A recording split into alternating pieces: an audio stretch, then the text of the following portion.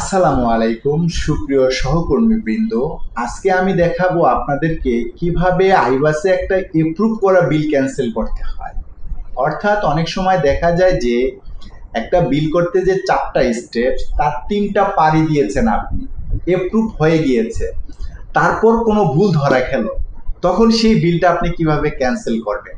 অর্থাৎ আপনি এন্ট্রি দিয়েছেন, তারপরে সাবমিট করেছেন, তারপরে এপ্রুভও করা হয়েছে বিলটা, সেই বিলটা এখন ক্যান্সেল করার প্রয়োজন, কোনো একটা ভুল হয়েছে আপনার।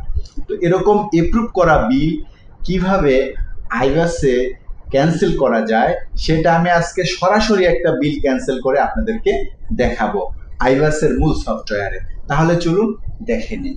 তো আমরা যেহেতু আজকে একটা এপ্রুভ বিল ক্যান্সেল করে দেখাবো, সেহেতু আমরা অ্যাকাউন্টিং ট্রানজ্যাকশন বাটনে ক্লিক করব। এখানে ক্লিক করলে দেখুন বেশ কিছু অপশন আছে, তোর মধ্যে আমরা বিলে ক্লিক করব। তো বিলে ক্লিক করার পর আবার বেশ কিছু অপশন আসছে, দেখুন তোর মধ্যে এই যে এপ্রুভ বিল ক্যান্সেলেশন, এটা আমরা আজকে করব। তো এই এপ্রুভ বিল ক্যান্সেলে ক্লিক করলে ডান দিকে একটা ফর্ম চলে আসবে, দেখুন চলে আসছে। তো এই ফর্মে প্রথমে আছে ফিসক্যাল ইয়ার, অর্থাৎ কোন অর্থ বছরের বিল আমরা ক্যান্সেল করতে চাই সেটা। এরপর আছে দেখুন অ্যাকাউন্টিং মান্থ। হ্যাঁ, তো অ্যাকাউন্টিং মান্থ হলো আপনি যেই বিলটা ক্যান্সেল করতে চান ওই বিলটা যেই মাসের সেই মাস সিলেক্ট করবেন এখানে। তো আমি যেহেতু এই মাসেরই অর্থাৎ অক্টোবর মাসের একটা বিল এপ্রুভ করা একটা বিল ক্যান্সেল করব, সেটা আমি সিলেক্ট করলাম। তারপর হচ্ছে টোকেন নাম্বার, অর্থাৎ আমরা যেই বিলটা এখন ক্যান্সেল করতে চাচ্ছি এপ্রুভ করা, সেই বিলটার টোকেন নাম্বার কত, সেটা হলো 00011717। এরপরে প্রিয় সহকর্মী বিন্দু দিতে হবে এই টোকেনের নেট অ্যামাউন্ট কত, অর্থাৎ এই বিলটার নেট অ্যামাউন্ট কত। তো যেহেতু আপনি বিল দাখিল করেছেন, আপনি তো এটা নেট অ্যামাউন্ট জানেন, আর যদি নাও জানেন সমস্যা নেই, এই টোকেন নাম্বারটা দিয়ে টোকেন স্ট্যাটাসে গেলে আপনি এটা নেট অ্যামাউন্ট পেয়ে যাবেন। তো কিভাবে একটা বিলের টোকেন স্ট্যাটাস দেখতে হয় বা বিল স্ট্যাটাস দেখতে হয়, এ নিয়ে আমার চ্যানেলে ক্লাস আছে, আপনারা দেখতে পারেন, আশা করি অনেক উপকৃত হবেন। তো আমি যেহেতু জানি আমার এই বিলটার বা এই টোকেনটার নেট অ্যামাউন্ট কত, সেটা আমি দিচ্ছি। এটা হলো 92,477 টাকা দিয়ে আমি এখানে গো দিব। গো দিলে দেখুন ডান দিকে কিছু তথ্য চলে আসছে। ক্যান্সেল করার জন্য দেখুন নিচে 3টা তথ্য চাচ্ছে, খেয়াল করুন।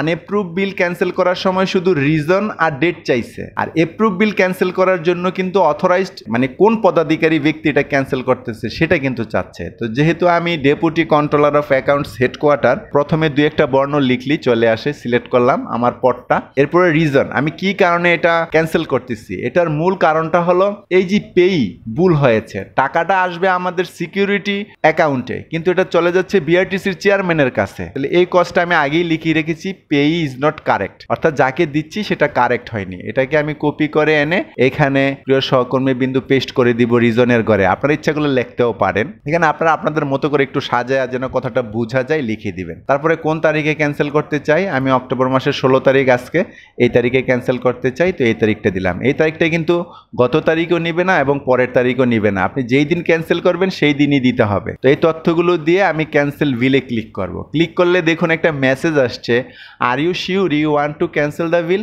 মানে আপনি শিওর কিনা সিস্টেম জানতে চাচ্ছে। এখন আপনি যদি শিওর হন তাহলে ইয়েস দিবেন, আর শিওর না হলে ক্লোজ দিবেন। তো আমি যেহেতু শিওর, আমি এই বিলটাকে ক্যান্সেল করে দিতে চাই, আমি ইয়েস দিলাম। দেখুন এখন আমাকে আরেকটা মেসেজ দিছে, ইনফরমেশন সেভড সাকসেসফুলি, অর্থাৎ এই বিলটা সাকসেসফুলি ক্যান্সেল হয়ে গিয়েছে। আমি ওকে দিয়ে বেরিয়ে যাব।